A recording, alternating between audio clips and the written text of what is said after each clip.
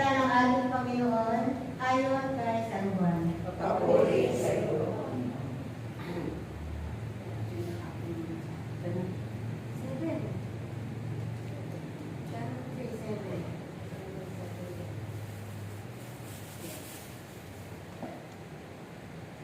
Si Jesus at si Nicodemo.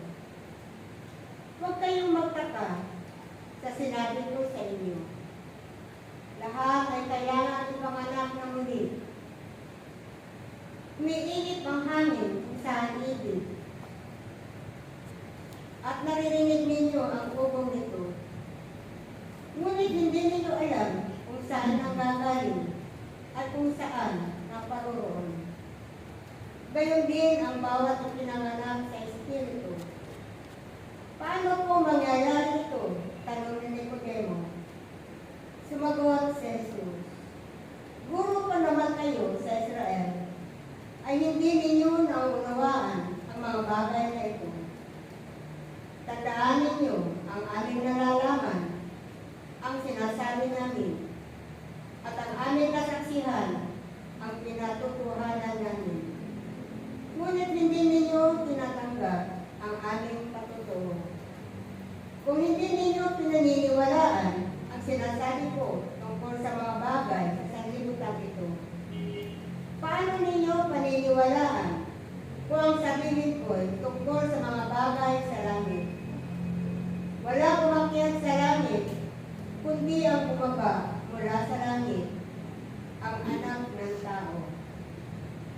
At kung paano itinaas ni Moises ang ahas doon sa ilang, gayon din naman, kailangan itaas ang anak ng tao upang ang sinumang sumampalataya sa kanya ay magkaroon ng buhay na walang hanggan. Mga kapatid, ito po ang mabuting balita ng ating Panginoon. Pinupuri ka namin, Panginoon Jesus.